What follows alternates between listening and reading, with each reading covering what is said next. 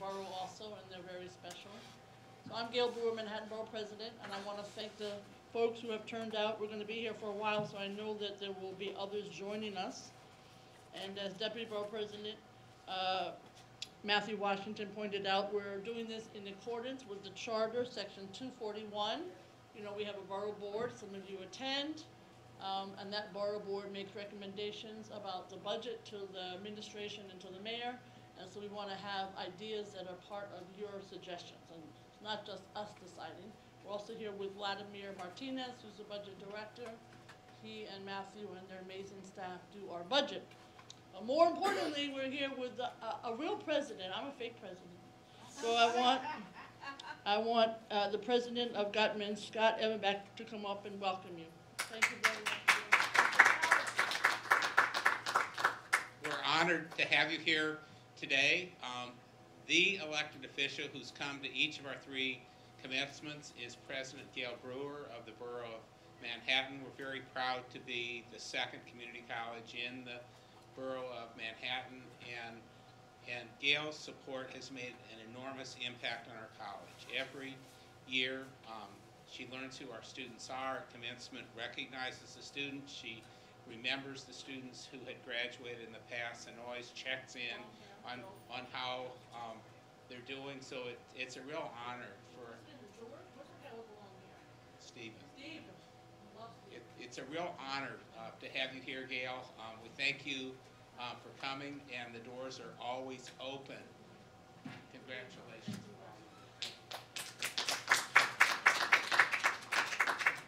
So this is really a wonderful university, and this particular community college is particularly fabulous. So I want to thank the Borough Board, and I want to thank all of you for joining us here today. It's really important to participate.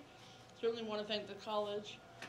I think that we want to hear where the city's fiscal year 18 budget is, what you think is right and what you think is wrong, and we will include the testimony in our response to the preliminary budget. You know, the mayor has his budget has come out, the city council starts hearing very soon, and we are going to be passing our suggestions at the borough board. And we also have our own suggestions. There's actually 2 documents that go to the administration and to the city council. You know, the city's budget is a mystery to New Yorkers, but it is about $86 billion now. The only ones larger, United States, state of California, state of New York, and then us. So we're bigger than Florida, Texas, and all the other states in the United States. So without further ado, I'm going to turn it over to our Deputy Borough President, and he will be calling people to come up and testify. And again, thank you very, very much for being here today. Thank you to the Borough President, and we have some speakers signed up. Excuse me. As was sent out, we will be here until 7 o'clock, so we anticipate other folks coming to join us. But we want to give people an opportunity to speak. And first, this one is special, but our first speaker is going to be Sophie Winfield, host. She's going to be the youngest testifier in the room, but her affiliation is local swimming pool. And take it off mute. Just press the mute button.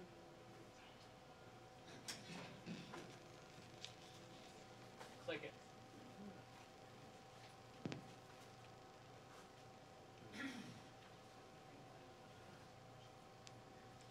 Hello, my name is Sophie Winfield Poost.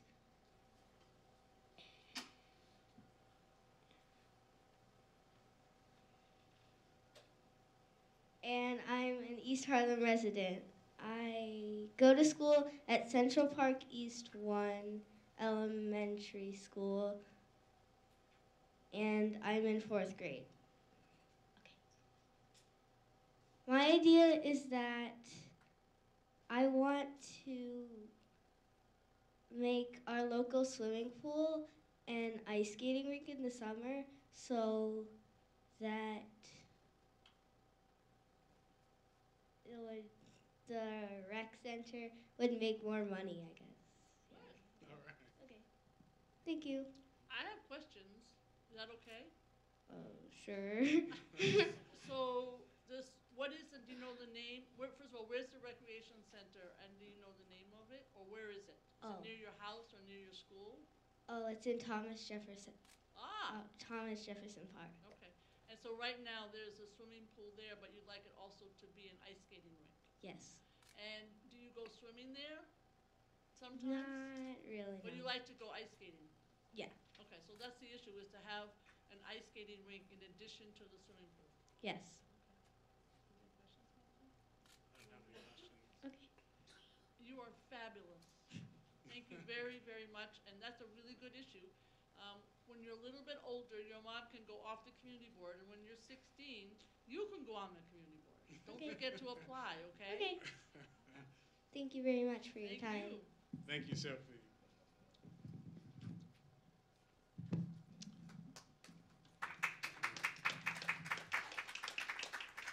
That takes a lot of courage. Our next speaker is Amanda Timchak with the Financial District Neighborhood Association.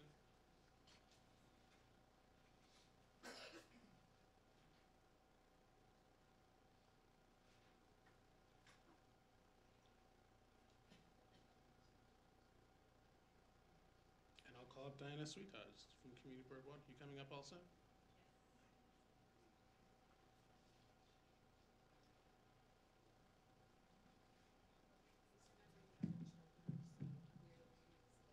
I'll do my best. Thank you. Good afternoon.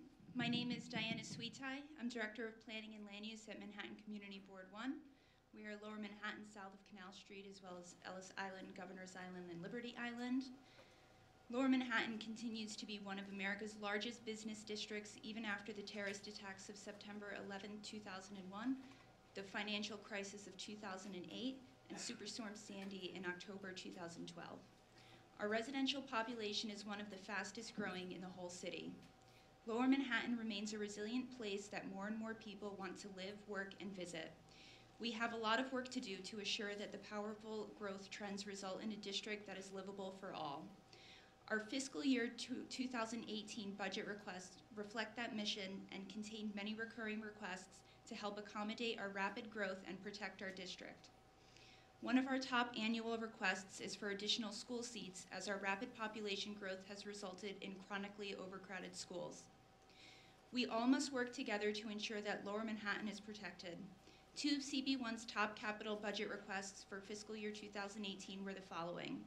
One, provide funds to close the funding gap for Lower Manhattan coastal resiliency for design and construction of long-term resiliency infrastructure in anticipation of future extreme weather events.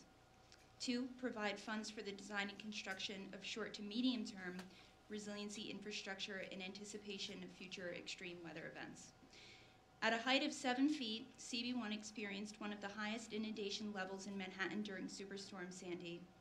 2 people in our district drowned, and the storm resulted in billions of dollars of damage to infrastructure, housing, and commercial property and utilities. We are concerned about both the short and long-term time frame because Lower Manhattan remains largely unprotected, approaching the 5th anniversary of Superstorm Sandy. We face an increasing potential for suffering extreme weather events and subsequent financial damage to Lower Manhattan and the city at large. CB1 has worked collaboratively with city, state, and federal representatives since October 2012, when Sandy devastated our community. We thank the city for the funds it has already contributed towards resiliency in Lower Manhattan. The Lower Manhattan Coastal Resiliency Project is underway, but there is a substantial funding shortfall. CB1 maintains that it is critical to fully finance the Lower Manhattan Coastal Resiliency Project and ensure that our district is protected in the future. It is unclear where the required funding will come from, and we urge the city to find ways of securing additional funding sources for the construction of a more resilient Lower Manhattan.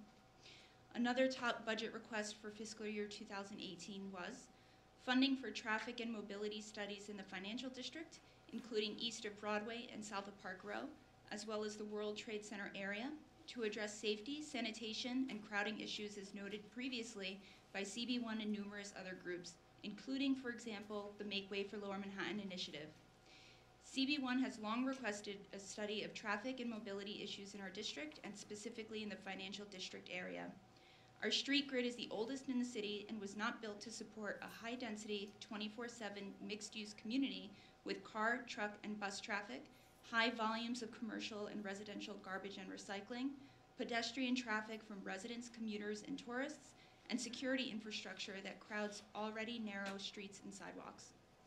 We reiterate the request for funding to facilitate a study of these conditions as the first step to establishing a proactive, holistic approach to implementing a plan for better managing the unique street and sidewalk conditions in Lower Manhattan.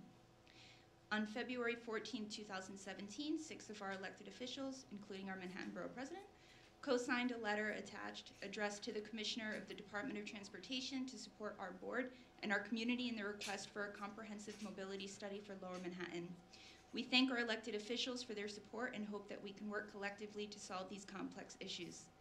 Thank you for this opportunity to comment on our top budget requests for fiscal year 2018. We urge the city to fund these items.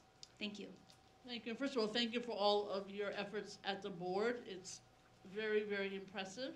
Regarding the resiliency, Yes. how do you think the money that has been allocated is being spent, if it's effective, and how much more do you think you need? Or is it hard to know until the group has made some of their decisions? If anybody has that answer, I would love to hear it. The money that we have so far, as you know, is being spent on research and design, and until that phase is completed, nobody will know how much this will cost, which is one of the biggest problems, because as we lobby the state, federal sources for money, nobody knows how much this is going to cost. So as soon as we can finish the first phases of Lower Manhattan Coastal Resiliency, which is underway, we have our task force, that's great. Everybody's antsy, and in the meantime, we don't know how it's going to be implemented, and we don't even know how much money to ask for. It was anticipated in the National Disaster Resiliency Competition that the Manhattan TIP project would cost $234 million. Since then, Battery Park City and part of Tribeca has been added, so really nobody has a great idea of how much it's going to cost. How long do you think the R&D process will take? It's supposed to be completed by 2018. But in the meantime, we still need to look for funding sources. So it's a really tricky situation. Hopefully there's no storms in the interim. I would really hope so. Thank you. Diana, just Yes. one question. One of the things you talked about was additional school seats. Yes. Has the community board done an analysis over the next 5-10 years how many seats are needed? We have. That's something that we do on an ongoing basis. We have the school overcrowding task force, which we have with all of our elected officials. That's something that we have a statistics professor that we work with, Eric Greenleaf, who does very specific projections on that with birth and death data, migration data, and so on. I don't have it on hand, but what we do know is that the trends that we have with the oncoming residential units, the new added residential units, is that the population growth isn't slowing down. Those trends are continuing, even if it's not as such a rapid pace as it was over the last 10 years. Great, thank you. Thanks. Also, if you have testimony, we'll take it up front after you finish, and for anyone else who's providing testimony, we'll certainly take it up front when you're completed. Also, I did want to acknowledge Mark Diller, who is here representing Community Board 7, a member of the Borough Board. So Mark is going to come up and ask some questions. Thank you, Borough President Gail Brewer and members of the Manhattan Borough Board for holding this important public hearing today and inviting our testimony. My name is Amanda Timchak, and I am a member of the Board of Directors of the Financial District Neighborhood Association, a not-for-profit 501c3 organization that seeks to improve the quality of life in the financial district in Manhattan's Community Board 1. Vehicular and pedestrian congestion is a major quality of life problem and safety issue for those that work, live, and visit our neighborhood. We have major problems with placard parking, both legal and illegal. Vehicular congestion is compounded by the sheer number of double-decker tour buses, personal vehicles, and commuter buses that fill our streets.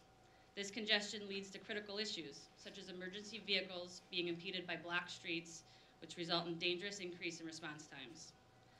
Lower Manhattan, as you know, has retained its historic colonial street grid rather than the traditional New York City grid. The colonial grid was designed at a time of dramatically lower population density, was not built to be flooded with cars, trucks, and the buses we see today. Combined with the approximately 15 million tourists annually, hundreds of thousands of workers, and over 65,000 permanent residents, this makes mobility an inherent problem. Pedestrian survey conducted by Community Board 1 in 2015 shows that most respondents identified overcrowded sidewalks and overcrowded streets as the top 2 serious problems in our district. A multitude of factors impede pedestrian mobility in Lower Manhattan. High-density buildings stack garbage onto narrow sidewalks. Commercial vehicles park on the sidewalk, and outdated and cumbersome security infrastructure is scattered throughout the district. Commercial delivery trucks, service vehicles, construction, and sidewalk sheds all obstruct our sidewalks. These factors often dangerously force pedestrians into the street, leaving vehicles, cyclists, and pedestrians in conflict over the same narrow, small shared space. Recently, a senior citizen was killed near the Staten Island Ferry, and a Millennium High School student was struck by a taxi driver. CB1 has repeatedly made budget requests for construction and traffic mitigation, and for a plan to improve the streetscape of Lower Manhattan for greater pedestrian flow. In connection with the fiscal year 2017 executive budget, CB1 requested that the city take a proactive, holistic approach to managing traffic and pedestrian flow in Lower Manhattan, and dedicating more funding for a modeling study to establish conditions on the sidewalk and streets, and to implement a framework for managed streets in Lower Manhattan. These requests seem to have fallen on deaf ears in the past. But just this morning, we did receive a letter co-signed by our borough president and 5 other of our elected officials addressed to the DOT commissioner expressing your support for our modeling study. So we thank you for that very much. We understand that the New York City Department of Transportation completed the framework for such a study in 2011 and now needs funding to update their numbers and to incorporate garbage pickup and commercial freight deliveries metrics into their analysis. It is our understanding that it's less than $1 million that is required to complete this benchmark analysis so that we can begin working towards a better and safer future on our sidewalks and streets. We commend the mayor and borough president for their commitment to Vision Zero and the allocation of additional $317 million in capital funds for fiscal years 2018 through 2023 to fund new investments to reduce pedestrian fatalities. We join with CB1 and over 650 of our Lower Manhattan neighbors that have signed our petition requesting a pedestrian traffic safety study. The problems facing Lower Manhattan are unique and should be managed uniquely. But we can't begin to offer solutions until we can measure the problem. We respectfully ask that the fiscal year 2018 budget include a special allocation to complete this long overdue benchmark analysis. Thank you for your consideration.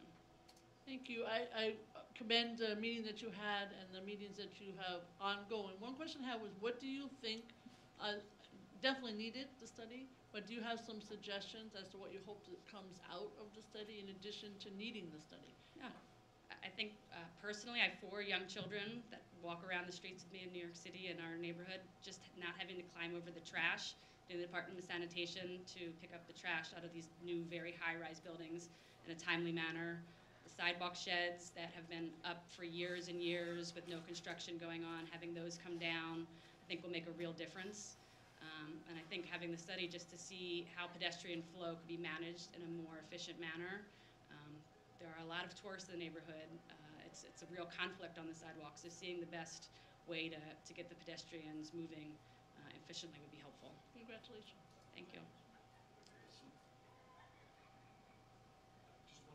This is Mark Diller, Community Board 7. Hey. Hi. So the question I would have is whether whether snow removal plays a part in the congestion on your sidewalks. I think we're all familiar with just how narrow some of those sidewalks can be, and the way that streets are plowed. Obviously, the impetus is to get the traffic moving first, but the pedestrians can take it. So, have you experienced that, and is that part of your? Absolutely, with a stroller in front of me. So I'm very. I'd say the last week we just got to do that again. I think the trash piles up for a much longer period of time when there's snow, but it's always an issue. So that's not really an excuse for that to be the rest of the year. I feel as though our sidewalks are cleared from snow relatively quickly. I felt safe in the last week, so I don't think that's one of our top concerns. Thank you for everything. Thank you. Thank you. Next, we're going to have Casper Lassiter, I'm sorry if I ruined your name, of the Children's Aid Society. And then following Casper, we're going to have Marie Winfield, so just be ready for the next person. And if you haven't given in a card yet, make sure that you turn that in so we can call your name. Thank you. My name is Casper Lassiter. I'm the director of the Dunleavy Milbank Center at the Children's Aid Society. I would like to thank Manhattan Borough President Gail Brewer and the entire Manhattan Board for the opportunity to submit testimony on the New York City's FY 2018 preliminary budget. For more than 160 years, Children's Aid has been committed to ensuring that there are no boundaries to the aspirations of young people and no limits to their potential. We are a leading comprehensive counterattack to the obstacles that threatens kids' achievements in school and in life.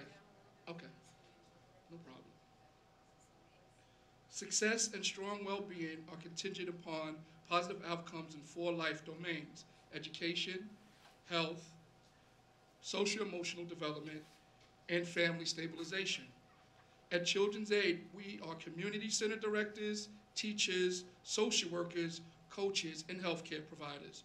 We know what it takes to ensure children grow up strong and healthy and ready to thrive in school and life. We have constructed a continuum of services positioned every step of the way throughout childhood that builds the well-being and prepares young people to succeed at every level. The Dunleavy Millbank Center itself is a comprehensive community facility that has served the Harlem community for over 60 years. Deeply committed to ensuring that the neighborhood children and youth become healthy and successful adults, Millbank offers early childhood education programs, an indoor heated swimming pool, a gymnasium, a community health clinic, a computer technology lab, arts and crafts room, a kitchen designed for teaching, an outdoor eating area, as well as a soccer pitch field. Delivered in a safe and nurturing environment, Millbank offers nearly 500 children and youth the opportunity to engage in a variety of extended learning activities, including homework help, tutoring, STEAM, through cooking, gardening, and computer literacy, visual and performing arts, leadership development, and sports and fitness. In addition to providing enrichment opportunities, the program is also designed to support the socio-emotional development of young people. A major component of the facility is the competition-sized indoor heated swimming pool. In FY17, Manhattan Borough President Gail Brewer and former City Council member Inez Dickens allocated $513,000 in funds towards the pool. The pool is a resource that provides year-round access for Harlem community to the high-quality swim instruction for children and families, competitive lifeguard training for youth, which leads to summer employment, and we also have a nationally competitive swim team, the Stingrays, comprised of nearly 80 boys and girls between the ages of 16, which competes in various meets throughout the year, locally, as well as in places as Washington, D.C., and as far as Puerto Rico. We offer free Learn to Swim programs, including a collaboration with Fort Greene, which provides swimming lessons for 500 kids in the New York City public school system, as well as collaboration with other community organizations that provides 500 children Learn to Swim classes from adults all the way up to seniors. Now over 50 years old, the Dunleavy Millbank Pool is in need of significant structural repair. The pool needs considerable work, and most immediate use is the pool's subsurface, which has degraded, resulting in ongoing loss of pool tiles. We will need to reconcrete the affected areas and retile the entire pool as we replace the filtration system. The amount to renovate the pool is $1.1 million. Although we are extremely grateful for the FY17 investment and are working with the Economic Development Corporation to ensure we can utilize the funding to start the first phase of renovations, the funding is not enough to complete the renovation of the pool, and we respectfully request an additional $500,000 to finalize the pool renovations. Children's Aid Society sincerely thanks Manhattan Borough President Gail Brewer for your support of the city's neediest families and communities in New York, and I also thank you again for this opportunity to submit testimony on this issue and welcome any questions in regards to the submission. Thank you very much. You just have to add a skating rink, right? Right, exactly. Skating rink too? My question is, so right now the pool is usable. Obviously it needs renovation.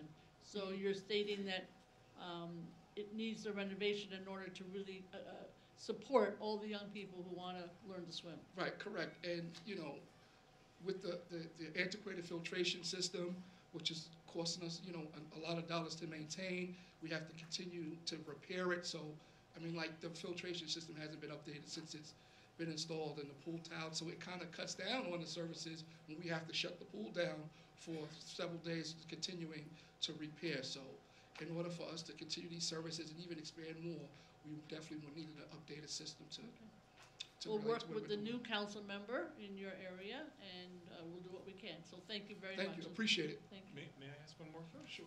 Thanks. About how many folks are trained in the lifeguard training program there? Usually we try to recruit from our teen population, and for some of our other sites, Children has 45 sites in community centers and schools throughout Manhattan, Bronx, and Washington Heights. So they often send down some of their younger workers because you can't travel to the New York City pools, especially during our summer camp season, without a lifeguard. So we're anywhere from 15 to 20, just from Children's Aid itself, to help them get them jobs in the summer. And is that, I was going to say, is that training sufficient for them to qualify Yes. for New York City lifeguard in the pools and beaches? Yes, either New York City lifeguards or with a Children's Aid site as they travel throughout the city to pools. Fantastic, thank you. Thank you. We'll take your testimony. Thank you very much. Marie, you're next. Next up is Marie Winfield. Thank you so much. Thank you very much. Good afternoon. My name is Marie Winfield. I am an East Harlem resident, testifying today on my own behalf and not as a representative of any boards or organizations that I am affiliated with. I would like to call 3 budgetary items that are relevant to the East Harlem community to the attention of the Borough President's Office. First, the capital commitments made to the Museum for African Art, now known as the Africa Center. Second, the need for a consolidated sanitation garage in Harlem. And lastly, East Harlem Parks Department sites, especially those next to schools. Just recently, the New York Times reported on the continued issues plaguing the Africa Center, formerly the Museum of African Art, which has received around $30 million in public money, according to the Times, yet never opened. Even though the museum as an entity no longer exists, in this year's capital commitment plan, there is still funding listed attributed to the Museum for African Art under 3 separate budget lines, one for $2 million, another for $500,000, and another for $2,028,000, all dedicated to construction or construction build-out phase 2 for what seems to be still an empty space. So I urge the Borough President's Office to ask for a full accounting of those funds and to find out whether or not, given a change in this organization from the museum to the Africa Center, whether those funds should have gone through a process of reauthorization and oversight. $30 million is surely not a negligible sum for the East Harlem community, so if there are funds that have not been dispersed, those monies should be frozen until there is more clarity on what has happened. Secondly, the Department of Sanitation has not responded to the concerns of the community with their proposal to relocate the M11 garage to the Potamkin Auto Mall, even though they insist that this project is currently fully funded. There are long-standing budget priorities for a consolidated M10, M11 garage and documented opposition to the current insufficient proposal. When sanitation says there is no money, it is clear to me that these are questions of environmental justice, where affluent communities are rejecting and fighting sanitation projects, see Spring Street and Brookdale. Downtown, low-income communities cannot get these funded.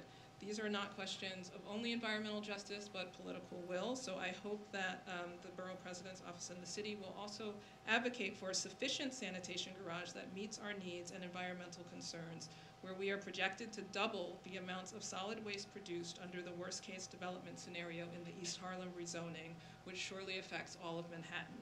Sanitation's proposal will be certified soon for ULURP. It is urgent that more funding is acquired to ensure that we end up with a better solution. And lastly, with regard to parks in East Harlem, we have 3 sites in East Harlem that will lose playground associates once the MTA ends funding for these positions, because they have been associated with the Phase 1 2nd Avenue subway staging area. It is urgent that funding for these positions be continued and baselined this year, and so I highly encourage the Borough President's Office to advocate for this funding in this year's budget. So thank you very much for your time. I just want to say, as usual, phenomenal testimony. What are the 3 sites, do you know? In terms Yes, of Cherry Tree, Thomas Jefferson Park Playground, and Poor Richards Playground. And their Parks Department states because of the 2nd Avenue subway, you had them, and now because the subway is done, they're going to take them away? The staging area at 96th Street, I believe, took away parkland from Marx Brothers Playground, and so MTA agreed to fund playground associates, 3 in East Harlem and 3 in the Upper East Side. I don't have the funding amounts, but Steve Simon in Parks would be able to get that to you. The fact is it's 3. Yeah. And go ahead. Sorry. Were those year-round playground associates or just for the summer? I'm not sure whether they were full-time or... The other thing I want to say is the Africa Center. So we have met with them recently. Okay. And I know they plan to come to the community board. And I think it's a good idea to get the accounting. They're trying to raise a lot of private money. And it sounds like, although we're sort of, Peter the Wolf, thinking that they are going to disappear again, because that's what's been happening for so many years, it sounds like they're on track to do a community-based Africa Center. But just so Okay. you know, thank you for mentioning these specific amounts. Okay, thank you very much. Thank you. Thank you. Next up is Luis R. Cancel, followed by Justine Ortiz. Thank you. Thank you. I want to thank Borough President Gail Brewer and the Borough Board for hearing my testimony today. Now, as the mayor and the Department of Cultural Affairs are shaping a cultural plan, they should undertake one more policy initiative to shape the city's cultural future.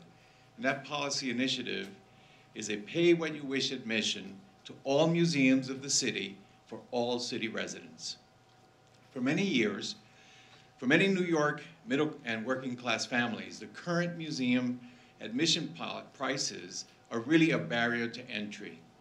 With prices reaching $25 and up for adults, families with children have to think long and hard before digging into their pockets to visit nearby cultural treasures.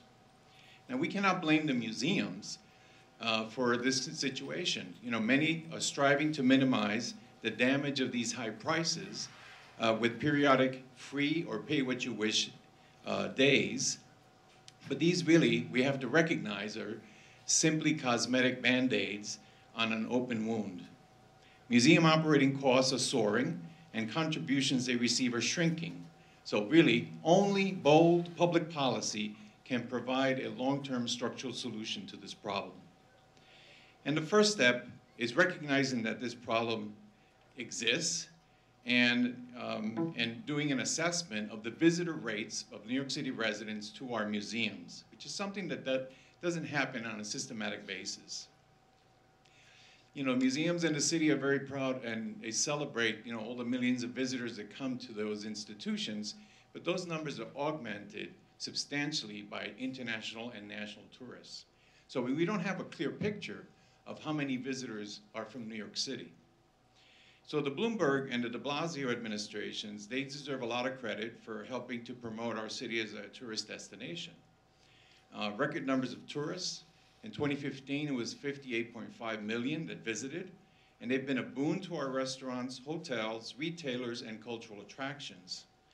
And the former mayor, you know, proclaimed in 2012, when you ask tourists why they are here, visiting a cultural institution is the #1 thing that they will talk about. So, you know, I think that the solution to this problem exists in this area of the tourism and money that is generated by the cultural sector.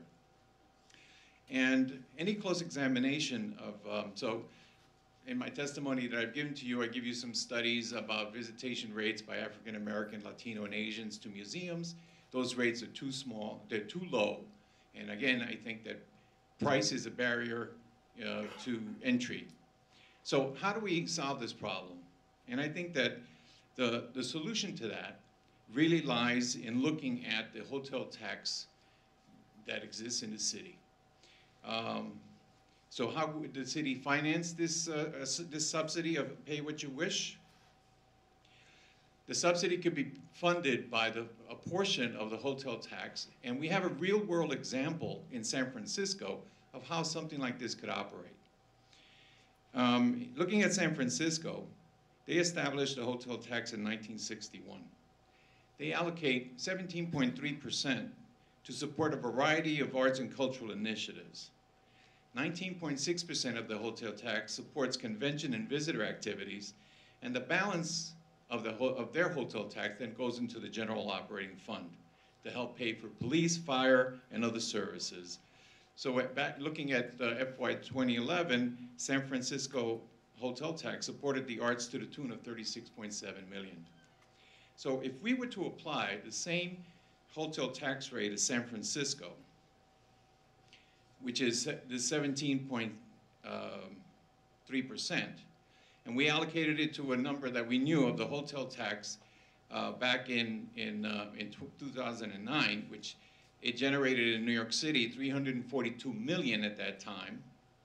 You would see $59.2 million that would be available in New York City to fund a cultural initiative. So I think that really the solution, and currently, for instance, in 2015, the hotel tax revenue of New York City reached $560 million. So culture and cultural activity are really our strategic assets of the city and one of the principal reasons why New York is an international cultural capital. Its citizens should enjoy and be enriched by these cultural assets, and access to it should not be limited to the elite segments of our citizens who can afford them, as many of our studies point out. So finally, the mayor might see further advantage in using market forces to help change institutional behavior. The museums, if they knew that they were going to be reimbursed for the difference between pay what you wish and their normal admission prices by the city, these are very cash-hungry institutions. They would start programming in ways that would attract African American, Latino, and Asian communities and residents to those institutions. So we really see this as an opportunity to use market forces and a carrot to reinforce the expansion of cultural diversity and programming in our city. And so I want to thank you for considering these ideas, and we hope that in the future we're going to see really a broader citizenry participating in the cultural life of the city. Thank you. Thank you very much, Luis. Once again, a brilliant, creative Luis Cancel idea, and I mean that wholeheartedly. We know each other a long time. Well, I was Commissioner of Cultural Affairs under David Dinkins, so these are issues that are important to me. Any other questions on that? I have a quick question, yeah, which is that right now, as you know, the museums that are on city land, in perhaps too small a font, it is pay-as-you-go. The ones that are, the private ones are not on city land, it's the $25 or $20 each. We don't have any studies to show if the pay-as-you-go versus the ones that are so expensive, if more New Yorkers go to those, right? Is that something that has been I think that's something that needs to be studied. I didn't want to limit this initiative to just the city-funded museums. Correct, exactly. I think, when you look at MoMA, you look at the Whitney, these are tremendous cultural assets, and they generate a lot of visibility.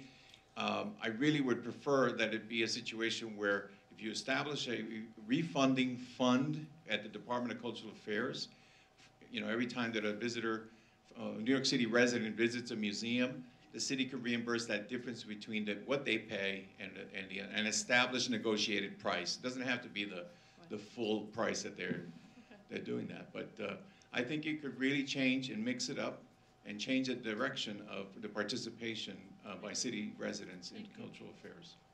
How long do you think it would take to conduct the study, to do the analysis on costs, particularly on the private? That could be done within a 10-month period.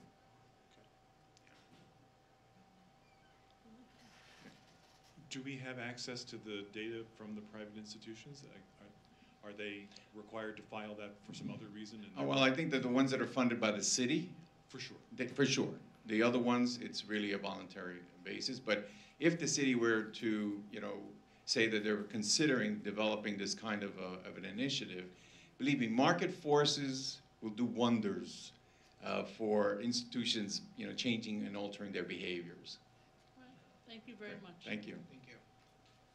Last one before we take a break is going to be Justine Ortiz.